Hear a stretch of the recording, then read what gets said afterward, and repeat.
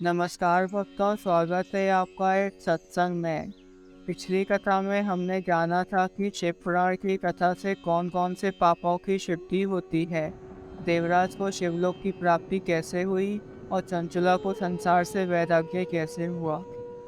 आज हम जानेंगे श्रोताओं द्वारा पालन किए जाने वाले नियम।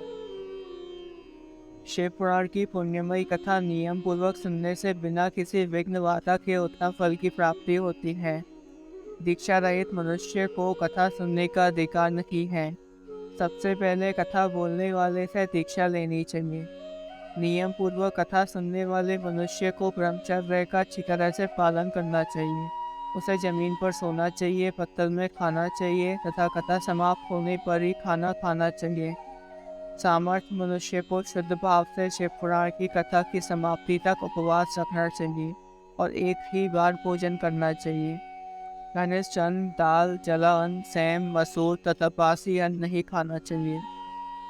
जिसने कथा का व्रत ले रखा हो उसे प्याज, लहसुन, हींग, गाजर, मादक वस्तु तथा मांस कही जाने वाली वस्तुओं को त्याग देना चाहिए। ऐसा मनुष्य प्रतिदिन सत्य, शौच, दया, मौन, सरलता, विनय तथा हार्दिक उदारता आदि सद्गुणों को अपनाए तथा साधु संतों की बुराई छोड़कर नियम पूर्वक कथा सुने। जिसके मन में कोई कामना या इच्छा हो वह मनुष्य इस कथा के प्रभाव से अपनी कामना प्राप्त कर सकता है और निष्काम मोक्ष प्राप्त करता है। सभी स्त्री पुरुषों को विधि विधान से शिव पुराण की उत्तम कथा को सुनना चाहिए। शिव पुराण की समाप्ति पर कथा सुनने वालों को भक्ति पूर्वक भगवान शिव की पूजा की तरह पुराण पुस्तक की भी पूजा करनी चाहिए तथा इसके बाद विधि पूर्वक कथा बोलने वाले का भी पूजन करना चाहिए। पुस्तक को रखने के लिए नया और सुंदर बस्ता बनाएं। पुस्तक और वक्ता की पूजा के बाद वक्ता की सहायता हेतु बुलाए गए पंडित का भी आदर सत्कार करना चाहिए। कथा में आए हुए ब्राह्मणों को भी अन्न धन का दान दें। गीत बाजा और नृत्य से उत्सव को महान बनाएं। विरक्त मनुष्य को कथा समाप्ति पर गीता का पाठ करना चाहिए तथा गृहस्थ को श्रवण कर भी शांति हेतु ओम करना चाहिए।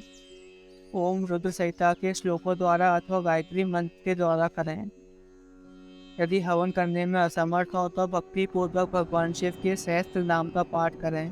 कथा श्रवण संबंधी व्रत की पूर्णता के लिए शहद से बनी खीर का भोजन 11 ब्राह्मणों को कराकर उन्हें दक्षिणा। जिस मनुष्य के पास बहुत अधिक संपत्ति हो वह 3 तोले सोने का एक सुंदर सिंहासन बनाए और उसके ऊपर लिखी अथवा लिखाई हुई शिव पुराण की लिखी पुस्तक विधि पूर्वक स्थापित करें तथा पूजा करके दक्षिणा चढ़ाएं। फिर आचार्य का वस्त्र, आभूषण एवं गंध से पूजन करके दक्षिणा सहित यह पुस्तक उन्हें भेंट करते हैं। इस पुराण के दान के प्रभाव से भगवान शिव का अनुग्रह पाकर मनुष्य भव बंधन से मुक्त हो जाता है।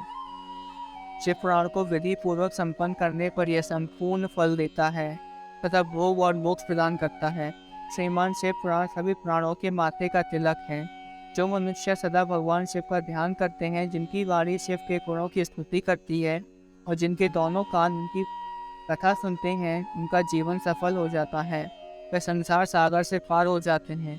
ऐसे लोग इस लोक और परलोक में सदा सुखी रहते हैं। भगवान शिव के सच्चिदानंदमय स्वरूप का स्पर्श पाकर ही समस्त प्रकार के कष्टों का निवारण हो जाता है।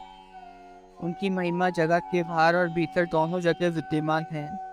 उन अनंत आनंदरूप परम शिव की मैं शरण लेता हूँ। अगली कथा में हम पापनाशक साधनों के बारे में जानेंगे।